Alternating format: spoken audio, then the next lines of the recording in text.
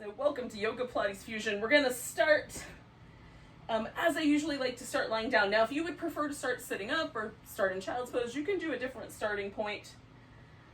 You'll just join me when we get to this other laying down bits. I've got a blanket that I'm going to put down the length of my spine. And sometimes I like the blanket a little lower. Sometimes I prefer it to be almost at level of my shoulder blades. Usually the most comfortable is some sort of a bony structure. So whether that's my rib cage or the shoulder blades themselves. Blankets are more forgiving than blocks for sure. Now if all you have is some yoga blocks, you can do one under your shoulder blades and one under your head and you'll get a similar effect. It'll definitely be maybe a little more intense. So what I like about this again is just that my shoulders sort of drop back over it and almost effortlessly I get a little stretch in these secondary breathing muscle, the pectoralis minor, that connects the rib cage to the shoulder blade. Goes through past the arm bone onto the shoulder blade, so it just gives me a chance to sort of let that lengthen. I find sometimes in the morning that's helpful. So for me it's because I sleep curled up in a little ball, but also I find it helpful at the end of the day if I've spent a lot of time with my arms forward, like typing on the computer, driving a long distance or something like that. Some people have jobs where they hold their arms out in front of them and that can tighten up that same area. All right, so that part is helping me release that little muscle, and then using some conscious breaths to get the ribs moving, get the abdominals moving so I can get a little fluid, sort of a dynamic sensation going in all these muscles that are involved in breathing.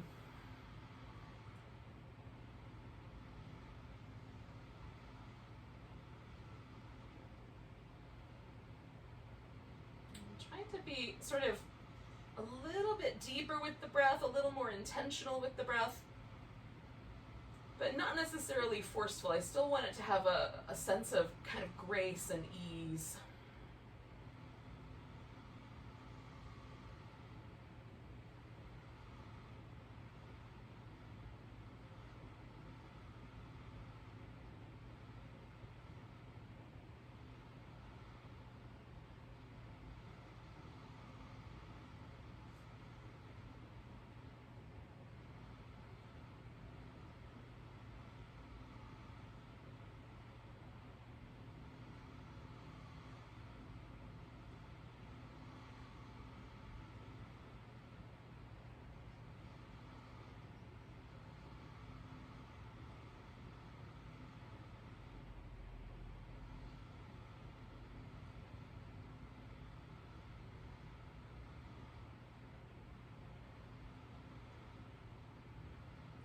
Let's do about 3 more breaths.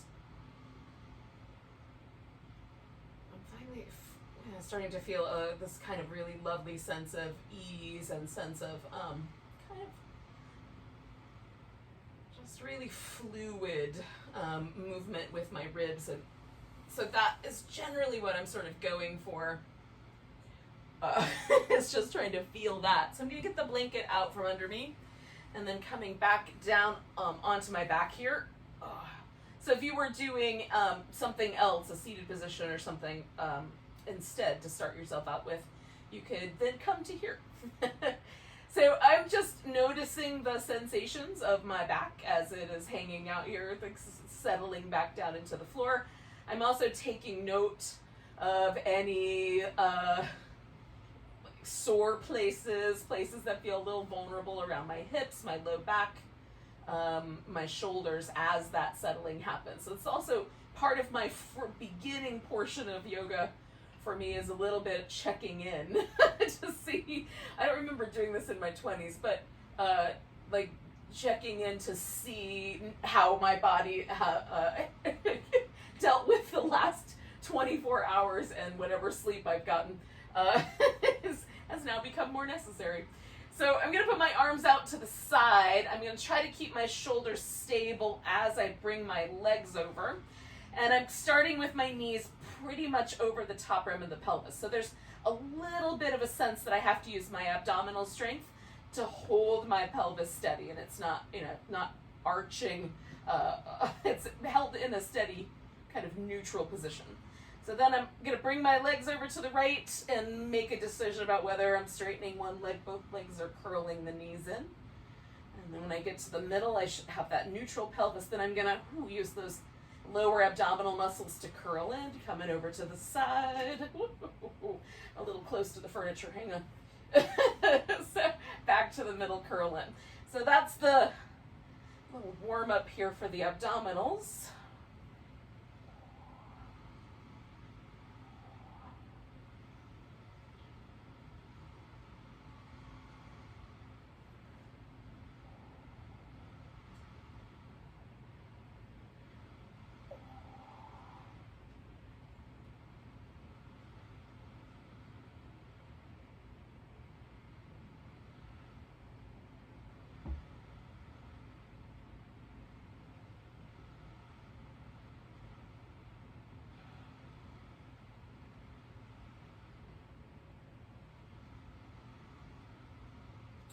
I'm going to do one more of these.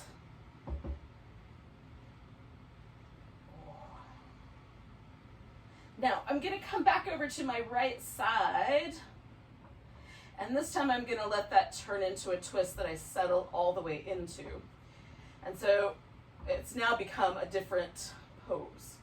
So rather than it be this kind of rhythmic, warming up dynamic core pose, it's now an opportunity for me to stretch the length of my side, open up a little bit that outer hip. If I wrap this top leg over the top, it gets a little bit more both in my chest muscle and down that outer hip. And so again, if you found some tight places, like maybe your outer hip is a tight place, or the muscles that live along the side waist or in the chest are a little tight, this is a great pose to get all of that. Plus it just feels nice. I don't know, even if it doesn't feel stretchy, it feels nice. So take 2 more breaths on this side.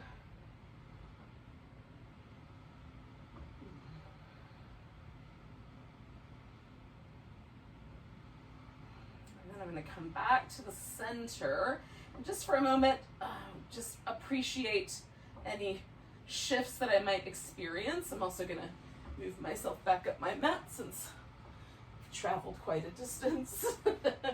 And then we'll take that twist, go in the opposite direction.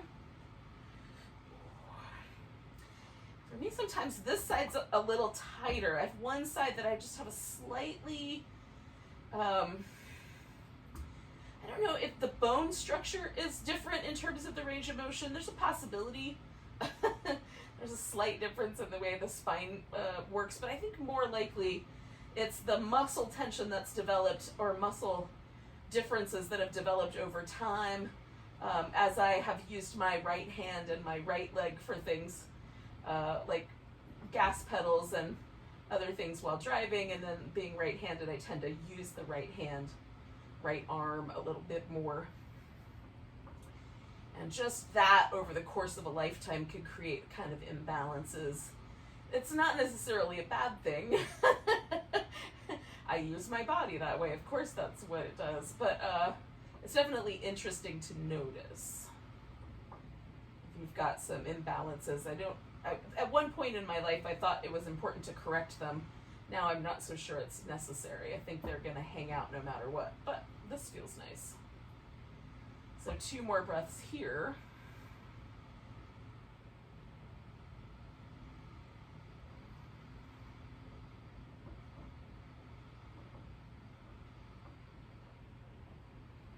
I'm coming back to the center. All right, so we're going to grab hold of this right leg, and this left leg is going to stretch out, and you can let it rest on the floor for now. If you like, you can keep hovering it, but otherwise you can let it rest. We'll give this right foot a little spin, and the other direction after a bit. And then we're going to point and flex. And as I point, I'm kind of squishing my toes together as well. As I flex my foot, I'm trying to stretch the big toe and the pinky toe as far away from each other as I can. So I'm getting a little bit of movement to the degree possible in the foot, the ankle, and the toes.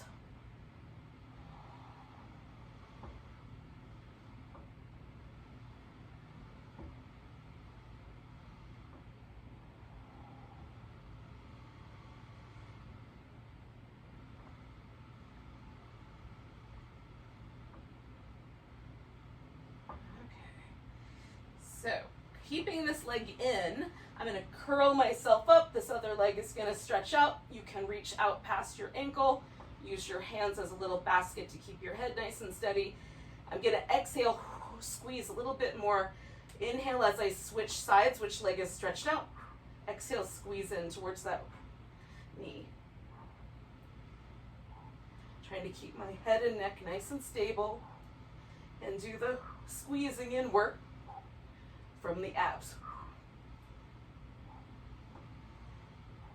Stretching out through the leg. 2 more.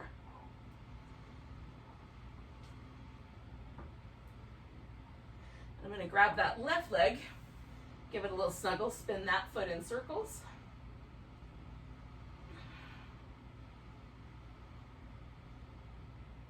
Go in the other direction after a bit.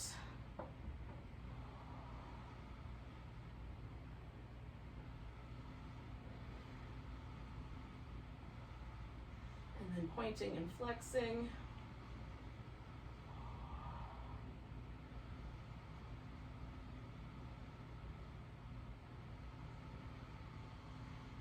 Trying to get those toes to spread out. 1 more. All right, keeping this left knee, and I'm going to bring the right one in to meet it. I'm going to curl myself up. Again, you can start with your arms reaching down. Start with your hands being held so that you give yourself a little chance to keep the tension out of your neck. It's really up to you. We're going to extend out and curl back in. Extend out, curl back in. Try to keep that flexed spine position while your arms and legs are making that much more challenging to hold on to. 3 more.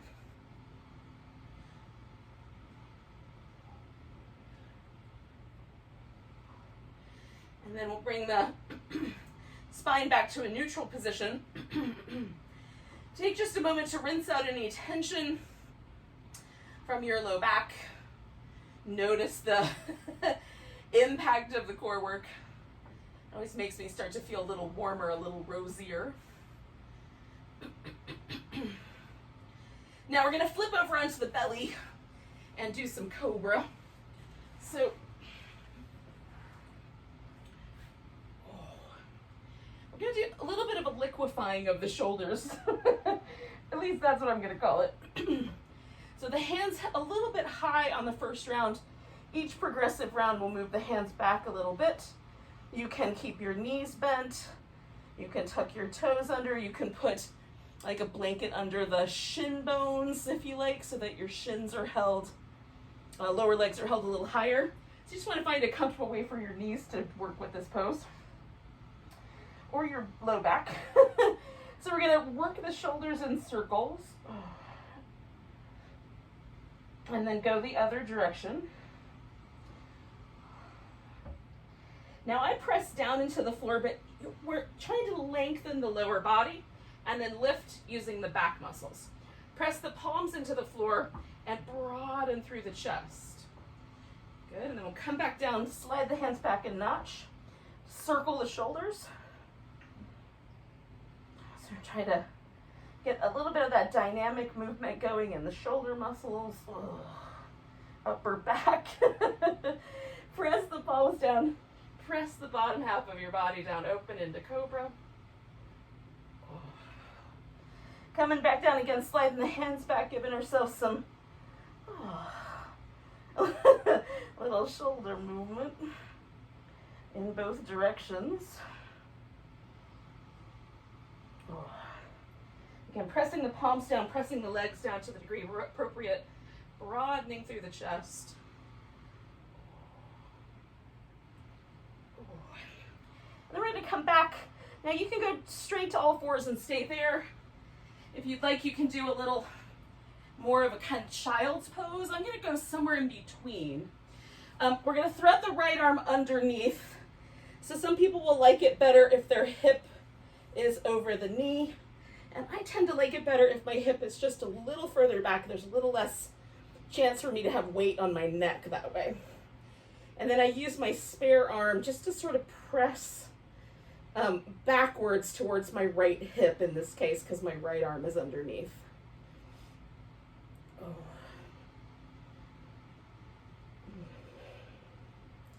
Now you can also straighten, take this left leg, tuck the toes, and kind of straighten that leg out and push yourself a little more up onto the shoulder if that would be helpful. If you like that idea better. Again, I'm mostly trying to keep my head and neck resting and all the weight in the shoulder itself and the knees. All right, so then I'm going to put that left hand back on the floor, take that right arm up, do a little spinal balance here, and then we'll curl in and stretch out, and curl in and stretch out. Oh, I'm trying to reach while I'm stretching out. And then put both hands on the floor, bring this left leg forward. We'll take this into a low lunge. And how far forward you move your hip is up to you. Again, I like to sometimes start with a little bit of dynamic movement, kind of going in and out, but if that's troublesome for your kneecap, then don't do the movement part. And then once I've gotten a little movement happening, then find a sort of static hold that feels appropriate.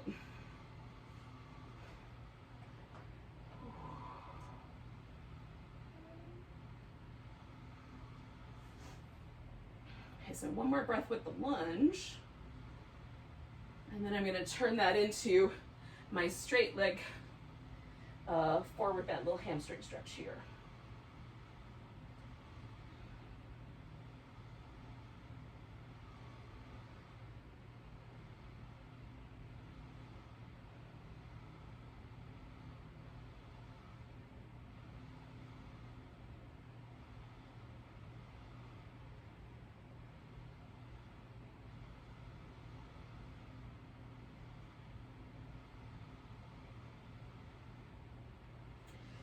So I'm going to put both my hands back, bring myself back. Again, you can start with the hips a little more forward. I tend to shift mine a little closer to that child's pose, or just a little bit towards child's pose, I guess. And then left shoulder comes to the ground, or whatever your other shoulder is. And then I'm just working out how far back I bring my hips and how much extra twist I want to try to create with my right arm pushing against the floor.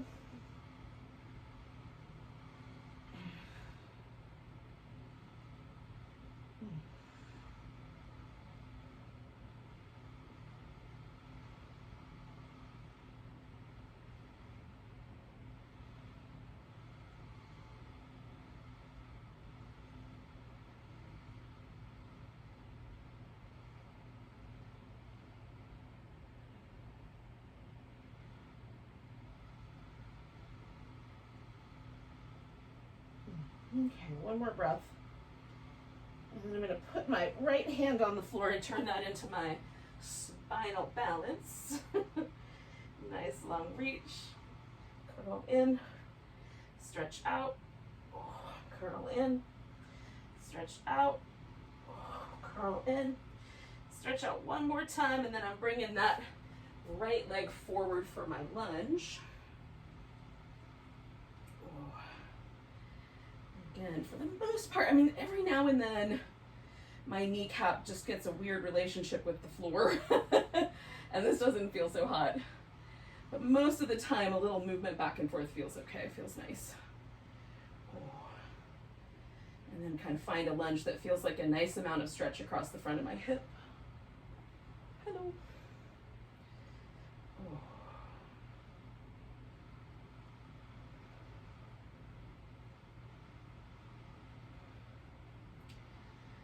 I'm going to take one more nice big breath. And then we're going to turn this into our little hamstring stretch here.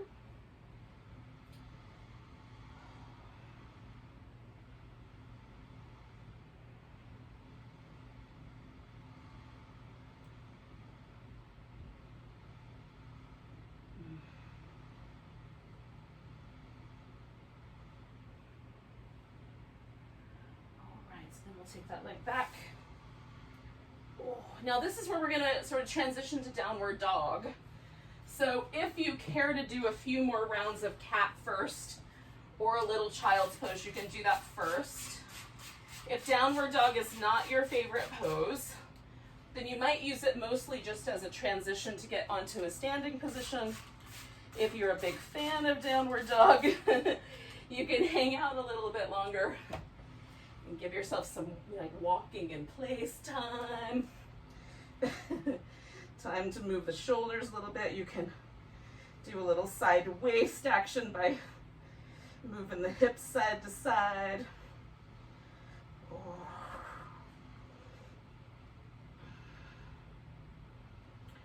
Oh.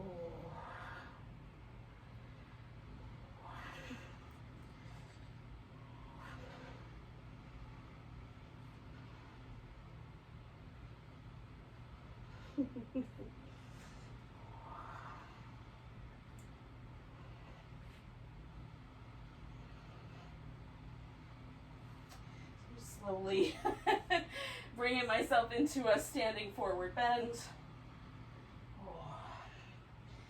We're all going to catch up with each other, so if you need a little bit longer, take a little bit longer. If you're already standing up, we're going to come to the top of the mat.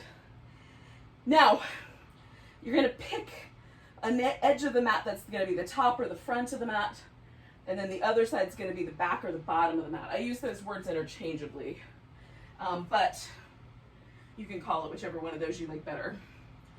So we're going to do some movement patterns that kind of swing us, like we'll do right side, then we'll swing towards the center, then we're going to turn toward the back of the mat and do the same movements, kind of going backwards.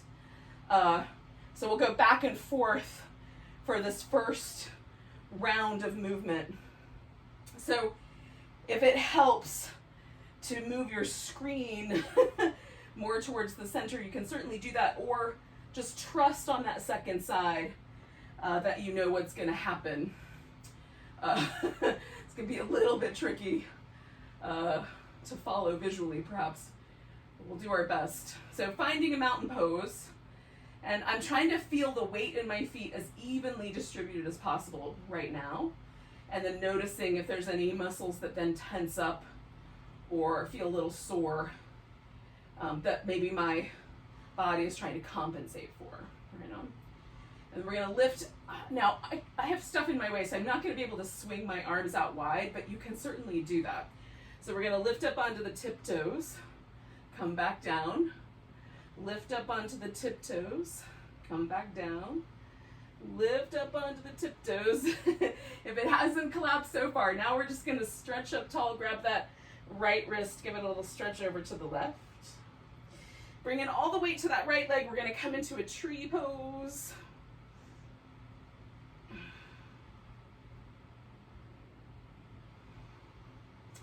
And then we're gonna turn that tree pose into an eagle pose if we can.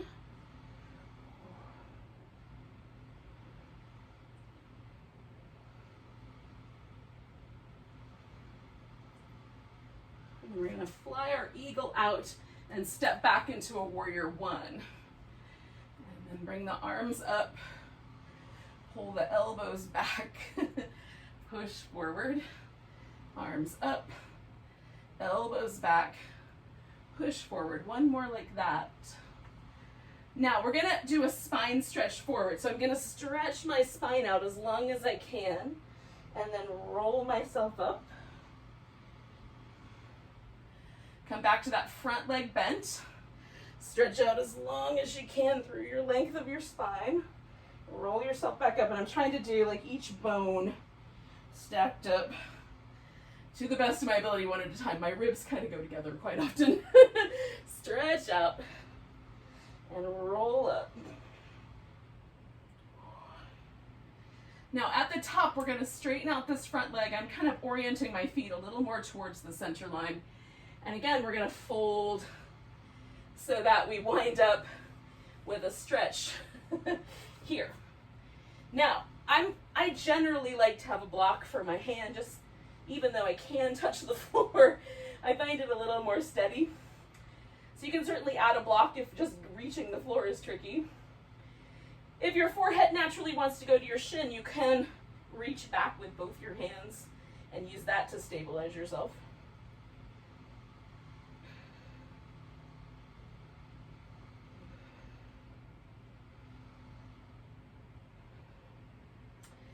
All right, so I'm gonna take one more breath.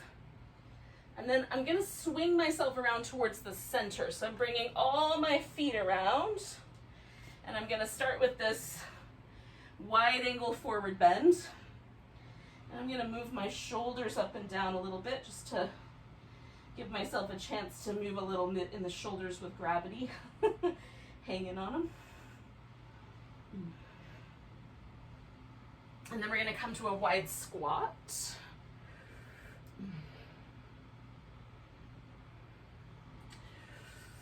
Take a nice big breath.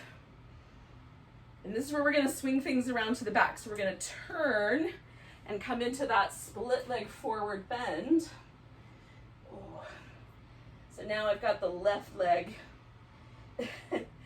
that I'm getting the hamstring stretch on.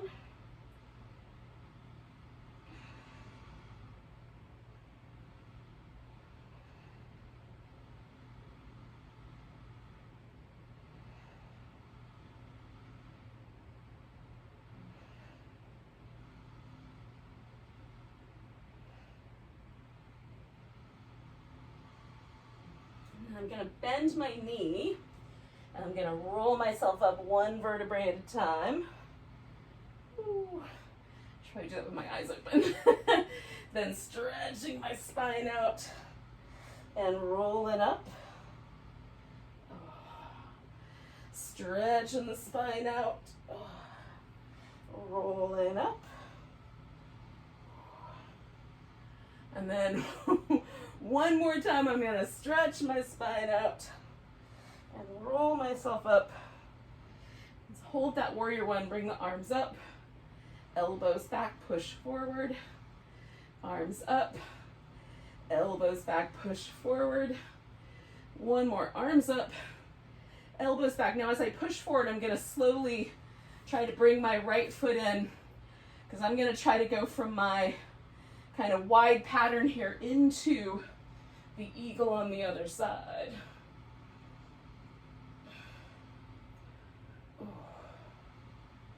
So I'm standing on my left leg, and then I'm going to turn that into a tree pose.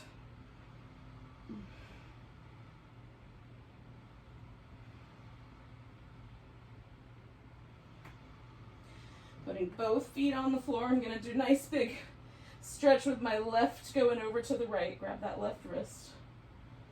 Oh. Coming back, lift up onto the tiptoes.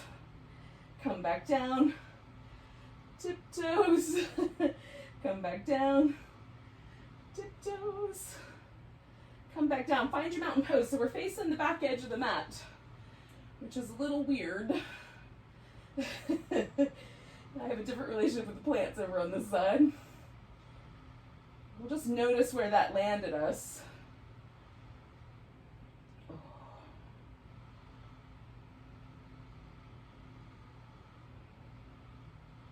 So we're going to do the same thing, or something similar, different pattern, but we'll do the same idea, which is we're going to move from the back and we'll wind up on the front side of the mat again at the end of this. So bring in a nice big breath in, reaching up, coming to chair pose. Now you can sink your chair in a little deeper as you like.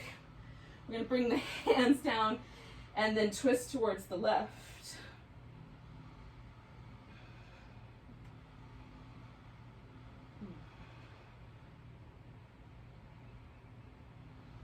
One more breath there. And then we're going to come back, put the weight into that left leg, pick up your right leg, and we're going to step back into warrior two. Okay. So find the setup that makes your hips feel happy about things. And then we'll add the mermaid in with, the side angle reverse warrior flowing movement. So this is all about the side waist for the Pilates. And with the yoga, we're holding these steady legs. Okay, one more.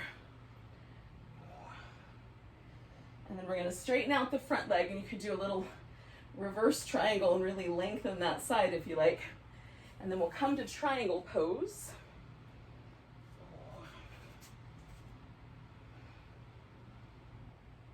And try to notice the relationship between the whole body, the length of the spine, how the hips feel about things, little shoulder relationship here.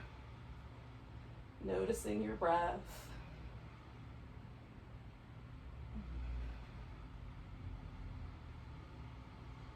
One more breath. And then once again, we're going to kind of swing around to the center. So I'm bringing my feet around.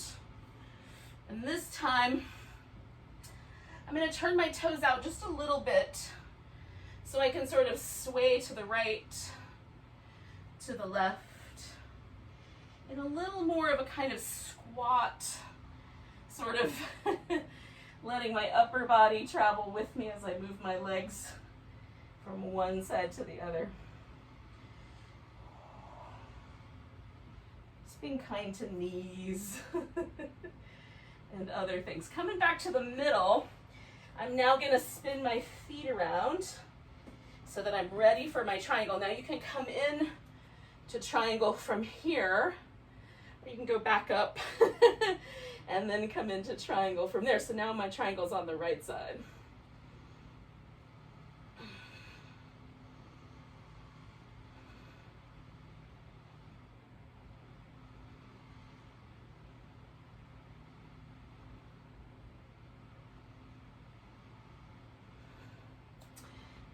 Come all the way up. I'm going to try not to be too wobbly. Give myself that nice big stretch, bending my knee, taking that side angle, reverse warrior, side angle. So I'm still getting my little Pilates mermaid stretches in here. One more of those. And then I'm going to come to warrior two. I've got to try to step myself back into my chair. So again, I'm going to kind of start shifting my weight to the front of the mat. Take myself right into my chair pose, hands to the heart, twisting to the right.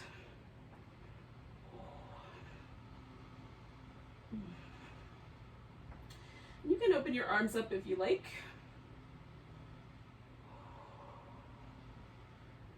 Coming back to the center, nice big breath.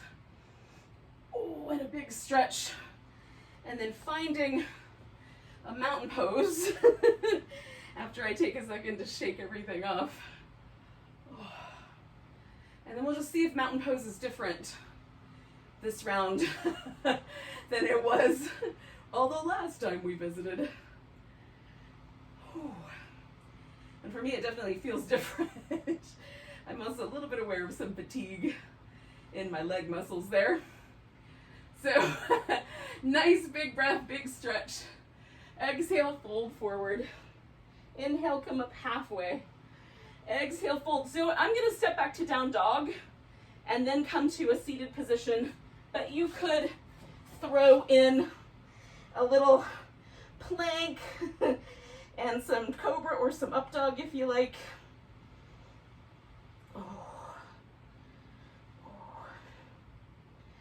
And then once you get back to dog, you can either leap through or sit down with your knees first instead of your butt first. So again, we're going to kind of be oriented towards this, at least I am oriented towards the center portion of my mat. You might be oriented towards the end, depending on where your viewing device is. My legs are wide, but not as wide as I can go. About as wide as a yoga mat, maybe a little wider than that. Probably a little wider. Now my weight is right on the tips of my sit bones, and it feels like my spine is pretty neutral, like my pelvis isn't tilting forward or back, But if it feels like yours wants to go forward or back, you can try sitting up on a blanket and kind of shifting where your weight lands. And see if that helps. You can also put something under the knees. So we're going to do some twists and then some saws. So we'll do the twist first. So taking the arms out, we're going to turn, and we're pulsing from the abdominal muscles for those 3 rounds.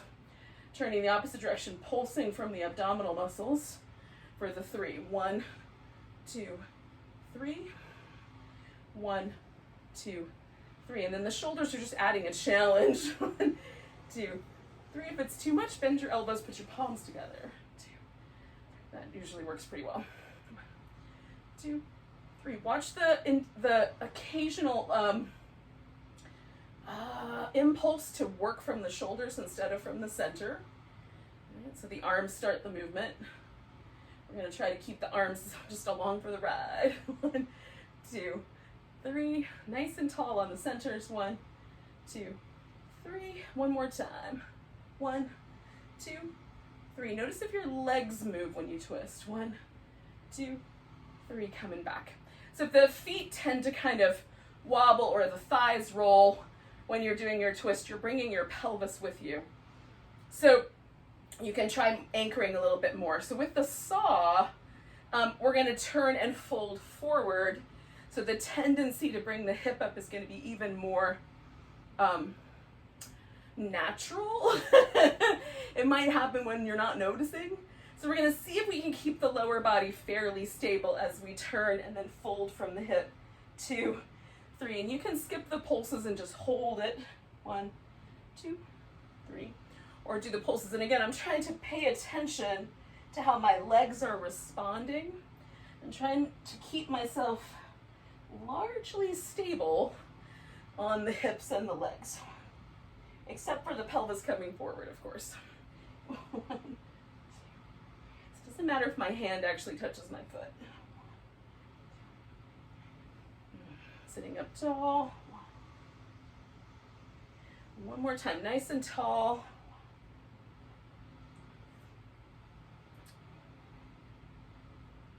We're going to come back to the center. Now, if you would prefer, you can do a pigeon pose of some ilk. So whether a regular pigeon pose, or you can do sort of this, I need a little more room to lean back, this little seated pigeon version, or you can lie on your back. So I am going to do this pose that's sometimes referred to as double pigeon, where you stack the shins up. You can also bring the knees together and do that version, which is usually referred to as cow face pose. For reasons I can only begin to speculate on. So I'm sitting up nice and tall. I'm trying to keep both my sit bones fairly even on the ground because I want my legs to be as steady as I can get them. Now there's clearly a bit of a gap here.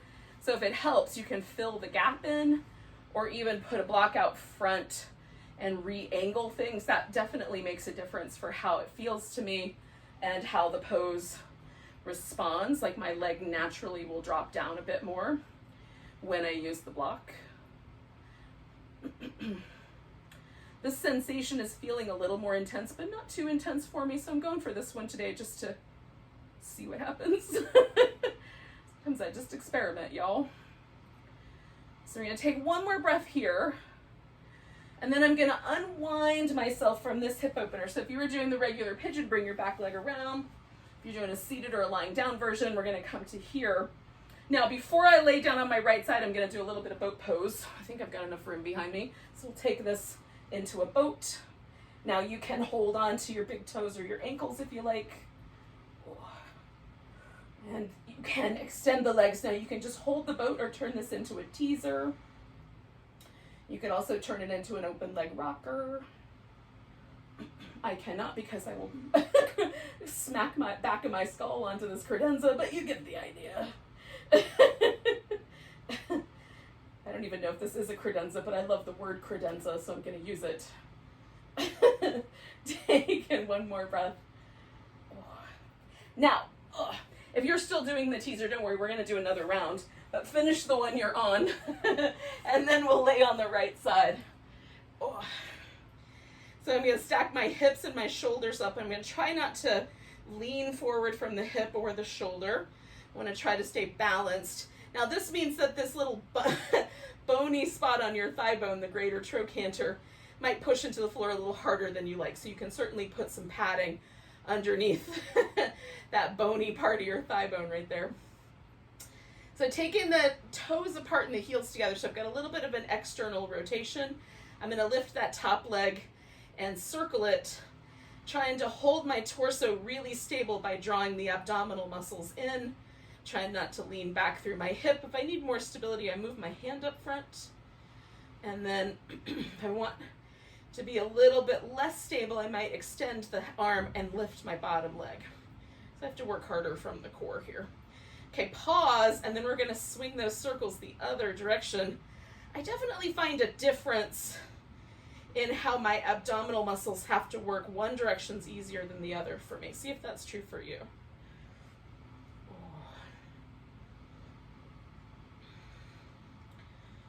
3 more, 2 more, 1 more. Then bring in the heels together. We're going to take the legs and essentially we're going to swing one forward and one back. Now, if you would prefer, you can slightly internally rotate. So what I do is I do it so my toes feel like they're more neutral, almost like my legs are a little bit more like mountain pose. So I'm not rotating inward really strongly here. I'm just losing that external rotation, that ballet class first position kind of sense. So we're swinging the leg forward and back. And again, I'm trying to maintain this balance here. I'm not leaning forward and leaning back through my upper body while I'm moving the leg. So I'm asking my core to do the work of stabilizing me while I make that very difficult with the leg movement.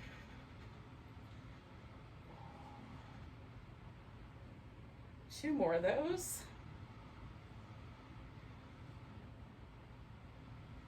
All right, so then I'm going to bring this leg up front. You can leave it out straight. I like to put my foot on the floor, and then I just reestablish that my hip is even. Lifting that bottom leg up, I'm going to pulse it up higher for 10, 9, 8, 7, 6, 5, 4, 3, 2, 1. Holding it up steady as high as I can, lifting through the side waist, holding it 10, 9, 8, 7, 6, 5, 4, 3, 2, and 1. Letting that leg come down. I'm coming back to my boat pose.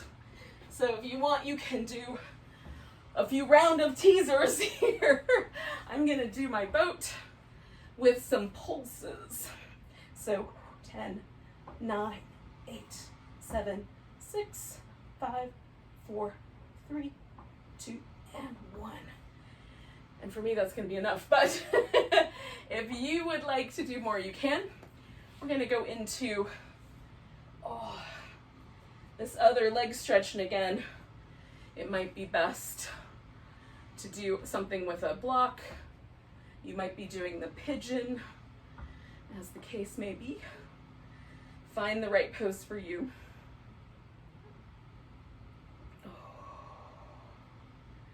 All that work we've done in our hips feels really amazing. Intense. Intense, but amazing. And for me, the check-in is always, can I breathe? Is there any pain I'm experiencing, especially in joints? And as long as I can feel myself sort of relax a little bit, even with the intensity there, like am I tightening up like I'm on a bed of nails, or can I sort of let go and relax into that and breathe deep? And these are just the questions I ask myself while I'm holding a pose. Like, am I too far in? Am I past my edge? Knowing our limitations is part of advanced yoga. Whatever that means. So 2 more breaths here.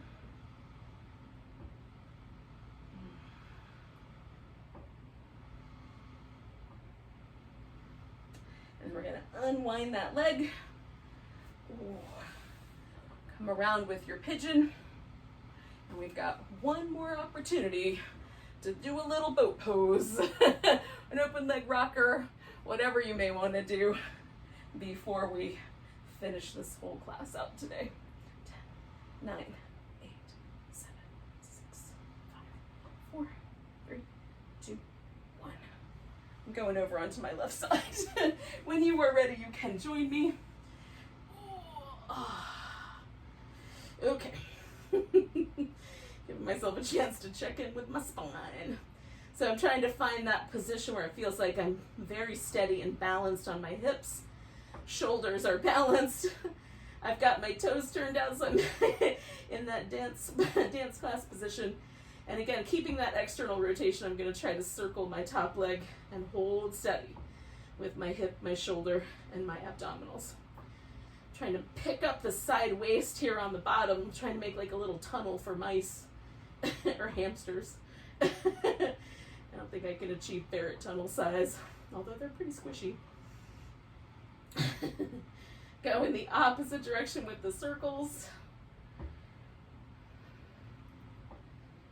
Again, I'm just holding on to my stability here. 4 more, 3, 2, 1. Bring in the heels together again. I'm just going to rotate until everything feels fairly neutral in my hip. I want to double check that I'm not leaning forward or back with the hip or the shoulder. And then I'm going to swing my leg forward and back. Trying not to let anything here kind of move, but using my abdominals, so I'm drawing in through my navel as I swing that leg back, because for me, that's the harder part. Maybe for you, it's the up front leg. That's harder to stabilize.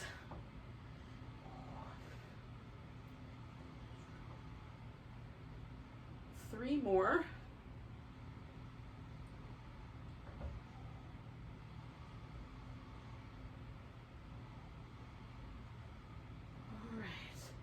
Coming back to the center, you can leave that leg outstretched. I'm going to put the foot on the floor, and then I'm lifting the leg underneath it, restabilizing here, lifting in through the abs, and then pulsing the leg. 10, 9, 8, 7, 6, 5, 4, 3, 2, 1. Now lift really firmly, lift through that side waist, hold steady here for 10, 9, 8, 7, 6, lift again.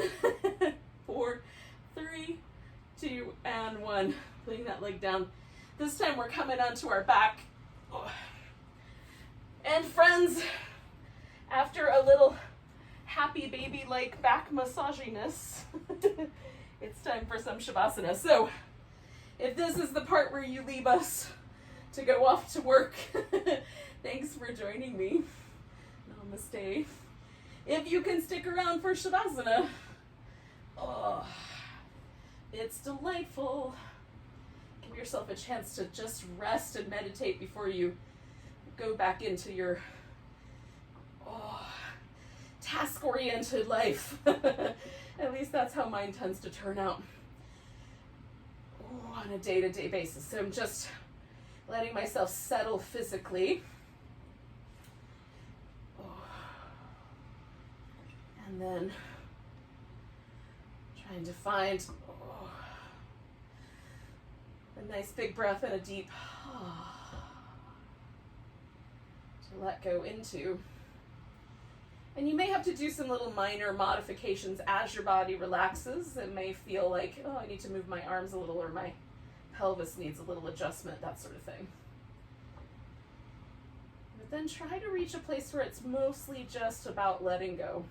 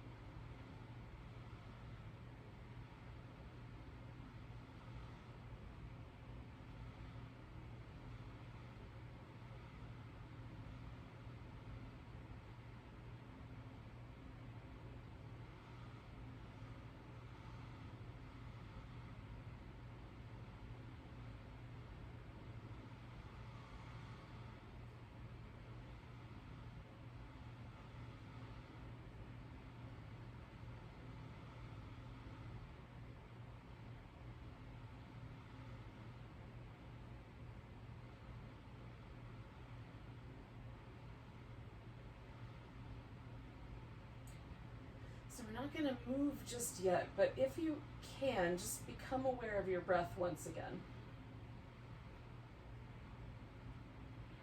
Without being as formal as we were at the very beginning about getting things moving, just notice how the breath does in fact move your body. Just letting the breath be as natural as possible, and just notice where you feel it.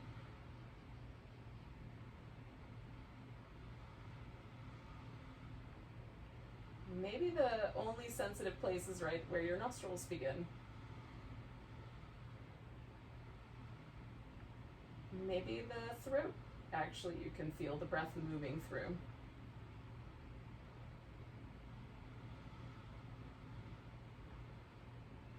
Maybe you can notice the difference between your right lung and your left lung as the breath comes in and expands.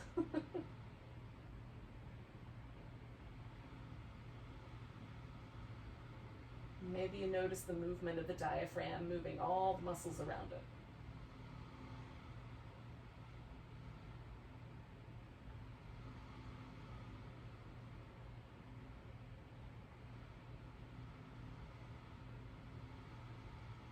Maybe in relationship to all of that movement of the ribs, the diaphragm, the lungs, you can feel it all the way through your arms and into your fingertips. Maybe you can feel it down into the pelvis or even through the legs and maybe to the tips of the toes.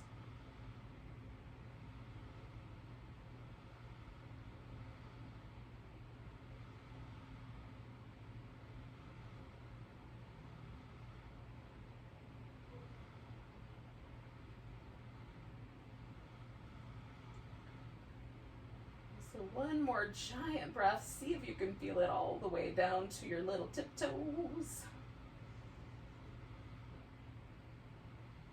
Let it go with a big sigh. And then we'll do some movement, some stretching. Oh, goodness.